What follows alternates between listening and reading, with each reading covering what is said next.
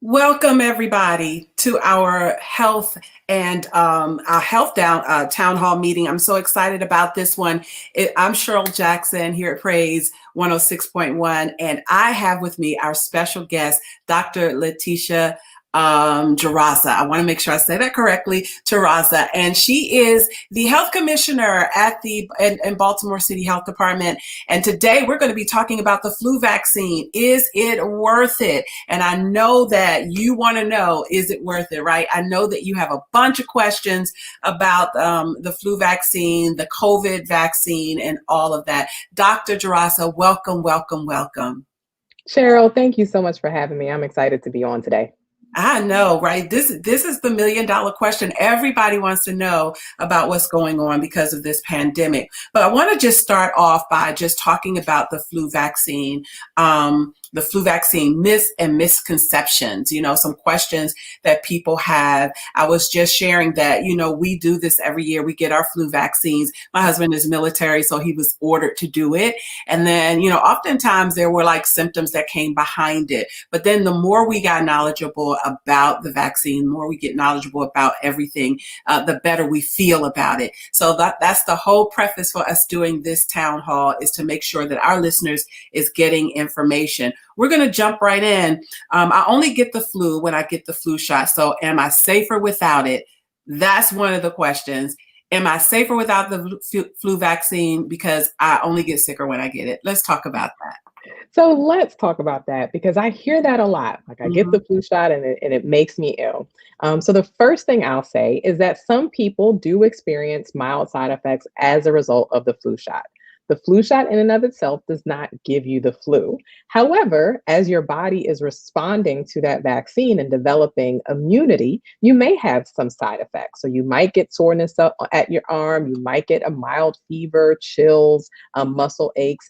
So mild, very mild flu-like symptoms, but they should in no way be to the magnitude of if you had the actual flu.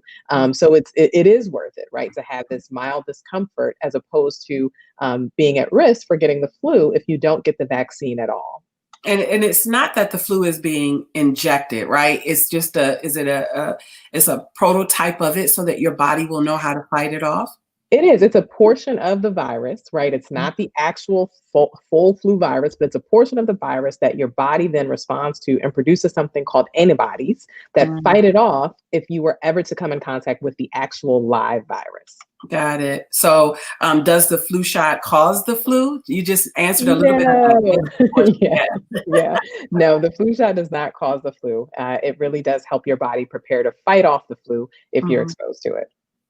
So does vitamins and proper diet work as well with the vaccine? Yeah, I mean, I think obviously vaccine, you should still maintain a healthy diet. You should still be exercising. You should still be sleeping at least 8 hours a night. You should still be drinking plenty of water. So all of those things work together to keep you healthy.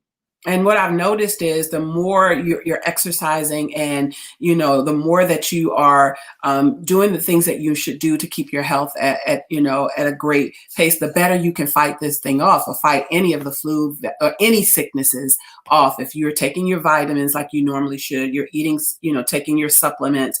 And, when you're like me, a woman of a certain age, you want to make sure you're getting all those things in so that your body is able to fight this stuff off. Now, how much does it cost to get the vaccine? Because I've known that some places you can go and you can get them for free, but how much does it cost? That's a great question. So I would say most insurances cover the entire cost of the vaccine. So if you're insured, whether you're on Medicaid or private insurance, the cost of the vaccine is covered. You can go certainly to your healthcare provider. You could also go to a local pharmacy. Many of our local pharmacies carry the flu vaccine. If for whatever reason you don't have access or you don't have insurance, please visit our website to find locations to get the flu vaccine for free. So health.baltimorecity.gov/flu, and you can find additional information for free flu clinics across the city. I love it. If you're just tuning in, thank you so much for joining us. We're doing this amazing town hall with the health commissioner, the Baltimore City County, the Baltimore City Health Department has come together for us to give you as much information as we can about the flu vaccine. We're going to talk a little bit about the coronavirus vaccine as well. The question we have on the table, is it worth it? If you have questions, we want you to go ahead, pose your questions where they are so that we can also give those questions to Dr. Jarasa. I got to make sure I say that correctly. Dr. Jarasa. We want to make sure that, thank you. We want to make sure that we give her questions that you might have. This is your time to really ask the hard questions, right? So that you won't be sitting home scratching your head. So somebody said, I only thought that old people needed the flu vaccine. Okay, so I'm old person. No, I'm just, but is that a myth? I mean, That's a myth. Yeah, we recommend the flu shot for anyone over the age of 6 months. So it really is recommended for anyone over the age of 6 months. What we do see is that very young children and older people tend to have more severe disease outcomes. But again, it's still very much recommended from the time you're 6 months up through the end of life. Wonderful. Wonderful. So you don't have to be old. No, to get the no. vaccine. It's not just for old people. Someone else said, I thought kids should not take the flu vaccine. Is that true? That's not true. So kids, again, above the age of 6 months, remembering again, younger children do tend to have more severe outcomes like older adults if they get the flu. There's more likely for them to be hospitalized versus kind of a middle-aged, child. So they're at risk as well. But no, it is recommended for anyone above the age of 6 months. Wonderful, wonderful. The Baltimore City Health Department gets paid by big pharmas, is what someone says, right? Per vaccine dose to vaccinate people. Is that true? Not true. Yeah, I've not seen that big pharma money yet. We do not. And actually, typically, we have not done a lot of these myths, honey. They want to. Go ahead. Typically the health department actually, this is our first year really launching a citywide flu campaign. We've always encouraged it. But this is the first year that we've worked with other partners to really provide it. So working with other partners, we were able to provide over 3,000 vaccines across the city. But in a typical year, in previous years, we had not actually reached that volume before. We had typically done the campaigning and the education, but had not actually given them out to people. Got it. People have these myths, honey. We need this big pharma money to help to cover some of the costs. So vaccines are a method of control. I've seen that, not just for the flu vaccine, but you've seen conspiracy theorists talk about, vaccines having, this method of control, and then even, keeping vaccines, not just the flu vaccine, but just vaccines in general from their children and that kind of thing because of that. Let's talk a little bit about that. Yeah, so vaccines are not a method of any type of mind control. Again, we have seen vaccines over the course of years since they've been developed completely eliminate some diseases, right? If you think about a disease like polio, for example, many of our children get the polio vaccine. We no longer see polio in the world because we were able to disseminate the vaccine, really get to herd immunity, and so the disease was ultimately eliminated.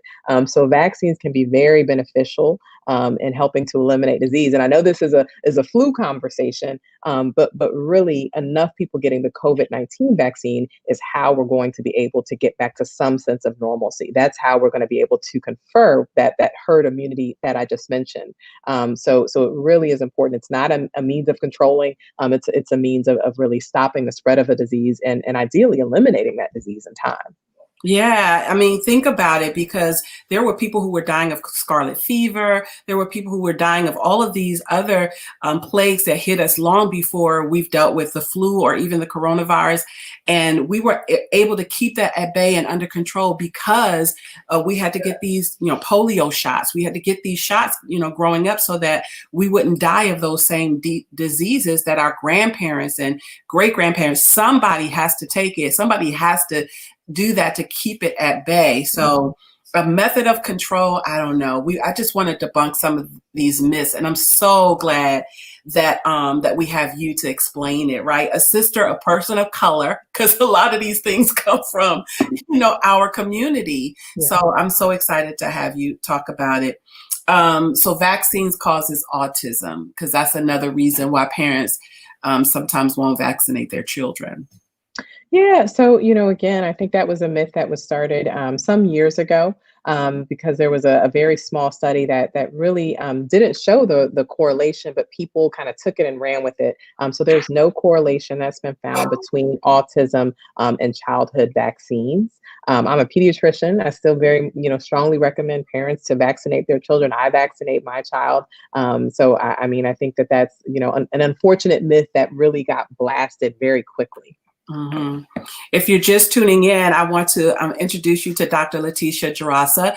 She's the health commissioner in Baltimore City Health Department, and we're talking about the flu vaccine. And of course, we're going to get into a conversation about the coronavirus vaccine. So if you have questions, we want you to just post your questions on our website. I mean, post your questions on our Facebook page or the YouTube page or wherever it is you are, and we can address them while we have her present. This is a wealth of information, and I'm so excited that she took time out to come and be a part of the conversation. And she looks like me, so this is that's even more reassuring, I think, for our audience base.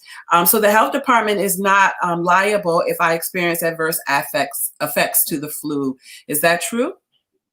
Yeah, so I mean, again, we actually have limited quantities that we've given out. What we do recommend for people, I mentioned those common mild side effects that many of us get. Maybe soreness at the arm, mild fever, fatigue, headache. But if you experience something more severe than that, then you should report it to the adverse vaccine line. So, again, that this information, CDC has a website where you can report this information, and we can even probably scroll that across the screen for people to look up to and enter that information themselves. So you certainly want to report it. If you've gotten it from your provider, you certainly want to talk with your provider about it. But again, most people experience mild side effects, but don't have the severe side effects. hmm I hear this a lot too. Before we even get into the COVID-19 vaccine, people bring up the case study of the Tuskegee Sure. experiment, right? And so Black people should never take vaccines because remember Tuskegee? That's Right. somebody had that myth and that question as well. Let's talk a little bit about that and the difference because that was a trial, right? That was a trial, and it was an atrocity. But that's not what we're talking about when we're talking about the vaccine. But I'd like for you, the expert, to share all Yeah. Yeah, well, I thank you for bringing that up. I mean, I think first, you touch on something that we have to acknowledge that there have been things that happen historically that could lead to distrust, right? That could lead to mistrust and not really thinking that, the medical professionals have your best interest in heart.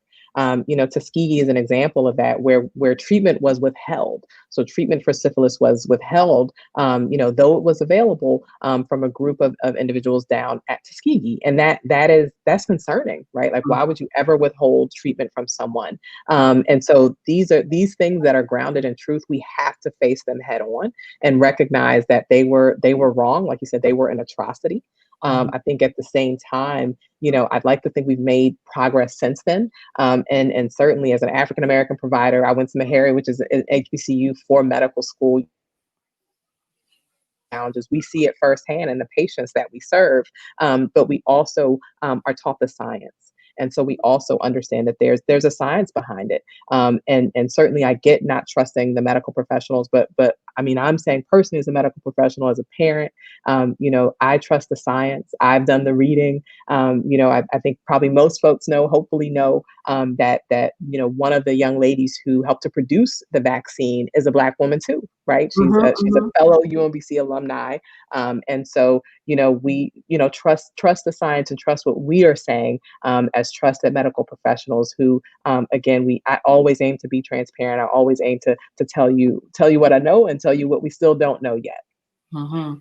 So if you've backtracking on the question about if you're having a bad experience, if you could see the information scrolling at the Yeah. bottom of the screen, if you have any adverse events, you can report it right here. And we put the website there for you. It's vaers.hhs.gov. So you can copy and paste that information should you have any adverse effects based on your flu shot. But I love the history. This, where we are right now in the history of our country with regards to racial unrest, and to Hmm. yesterday see a new administration and the Yeah. inauguration. I was just sharing with one of our managers here at the radio station how emotions begin to flood, right? Yeah. When we start seeing the diverse people in government now at the helm of it, people that look like you and I, people the inauguration that really just showed the diverse portions of our country, of people of all races, from Spanish to African American, the youth, and everybody's being involved. Our vice president being that of Indian descent, that of African descent, and then being in place to make sure that our community is not forgotten. I have hope in that, and talking to you today, talking about the vaccine and talking about the flu so far gives me hope Yeah. to say, yeah, I went to an HBCU. I understand our culture. I'm not going to just tell you anything. I'm going to tell you the truth because I'm a part of this community as well. I want you to touch a little bit on that. I know it's a little bit off Yeah. topic, No. but I think I, it's so relevant to what we're dealing with today. No, I think you phrased it, beautifully, right? So I went to Meharry Medical College and HBCU, and I mean, we were again, we served the community. It was the focus was on how do you, when you graduate, give back to your community, right? So not necessarily, going on because you just want to make a lot of money, but your whole kind of mission and the work that you do is about giving back. And so I've done that throughout my career. I worked at Baltimore Medical System, a federally qualified health center on the east side of the city, in school-based health. Worked in one of our high schools, and worked in one of our clinics too. And it's so important, as you mentioned, that it's me. I'm going to tell you the truth, right? I'm right here with you. I'm a parent. I'm a pediatrician. And I understand. I understand why you would not trust the system. But again, hopefully, you're trusting me as I'm reading the reports and I'm interpreting them for you, and telling you the information that I know. But again, being very transparent and upfront about the things that we don't know yet. Hmm. I love that because because that will show that we're not sugarcoating anything because we have facts of what's right and what's wrong, and I love that you're sharing that. So if you're watching and you have questions for the health commissioner, this is the opportunity for anybody who's watching anywhere in the world, because this is the World Wide Web. This is a great opportunity for you to ask the hard questions. And that brings us to this last little misnomer that the vaccine is made to reduce the African American population. Mm. Yeah, no, I mean, again, what's tough is and we've seen this with COVID, right? We're seeing disparities now. All of a sudden, disparities is this common word, right? It's a word we've used in public health and medicine for a long time, but we're seeing disparities, meaning we're seeing where certain races are being impacted far more severely than others, specifically African Americans, specifically the Latinx community, specifically Native Americans. We're seeing the impacts on these communities. They're devastating when you compare them to other races. When you look at Baltimore City, 5% of our population is Latinx, yet almost 15% of the disease is in Latinx residents. When you look at African Americans, we make up about 60 to 63% of the population, yet we account for a little over 70% of the deaths, right? So there are these significant disparities as a result. The vaccines will protect you from the disease. So it's kind of like this thing of like I get it, like I get being concerned, I get having fears, but also I'm also so aware of how impacted we are by the actual disease, right? Like, and we're so severely impacted that I really do hope that that's also a consideration, right? Like I know that there's fear, I know that there's concern about a new vaccine, but there's also the unknown of if you contract the disease, you're more likely to die from it because you're Black or because you're Latinx. And you're more likely to contract the disease, period. Wow. Right, exactly. This is good. And as you talked about the vaccine, let's shift into the COVID-19 vaccine. I'm already seeing a comment here. Awaya Brody on our Facebook page says, I keep hearing horror stories from many folk that once they got the vaccine, they got terribly sick. Everyone who has said that to me stated that they were fine till they got the shot, then they got the flu. Is this a possibility? Now, we talked a little bit about this for the flu vaccine, but as we shift into the coronavirus vaccine, can you give that explanation? Sure, sure. So for the flu vaccine, as I mentioned, mild side effects for most individuals, and again, most individuals are not getting sick from the actual vaccine, but could have that fever, that soreness of the arm, redness, fatigue, muscle aches. COVID vaccine is very similar. So again, side effects that have been reported in the short term are quite similar. I got it. So I got the COVID vaccine, I think 2 weeks ago now, and I had soreness of my arm for about 2 days. I had a mild headache. I took Tylenol, and both were resolved. So I think that it's very true that you can have some mild side effects, but you're not necessarily getting the disease from the vaccine. hmm I did a lot of research myself, Dr. Jaraso, before as a media professional, wanting to make sure that I'm giving the facts. We did a whole town hall meeting with the commissioner of the FDA. We did a whole, town hall meeting with the CDC to get information as the process was rolling in, right before the vaccine was even released. So I think my relief is the education that I've gotten based on how it rolled out, right? Knowing that there was a sister that was at the helm of this, knowing Yeah. that, this was already in the making because the coronavirus was already here, just not at this particular strand. There was already a vaccine in place. Yep. Getting that information and just really connecting with people like you, healthcare professionals, and my family on a personal level, my own healthcare professional. Everybody was saying this is the first line of defense. Yes. And as you said before, in order for us to curve what's going on with this virus, that we have to have some line of defense to keep it at bay. What I'm noticing now is the rapid amount of people who's getting it. And I don't know if it has to do with the travel that we've done over the holidays. I don't know if it's us trusting these small gatherings. I'm not sure what it is, but all I know is it's coming close to home, right? And Yep. so, I'm saying to everybody, as soon as I'm able to get it, I want it. I'm going to get it. And I ordered it for my 84-year-old mother who's in a Hmm. nursing facility that I can't see because I need her to have a first line of defense. And she tolerated it well. Like she had no side effects from it, according to her health professionals. Of Yep. course, they give you the Tylenol and Motrin and everything beforehand so that you can, if there's any soreness. And I'm thinking at 84, if she can get it, Yep. I'm gonna be, I'm Yep. gonna get it. And I'm personally saying that on this interview because like you said, I don't want to sugarcoat anything. I don't want to tell our listeners any lies or anything that I wouldn't do Yep. myself. So I just kind of wanted to throw that in there in the middle I of this interview. I know, I totally agree. Again, I get all the vaccines for my son. I make sure we're on time. I got my COVID-19 vaccine. He got his flu shot before I even got my flu shot. Just because again, I trust it. I've been getting the flu shot for every year for more than 10 years now. So no, I agree. I'm not telling folks to do anything that I'm not doing or wouldn't do for myself or for my family.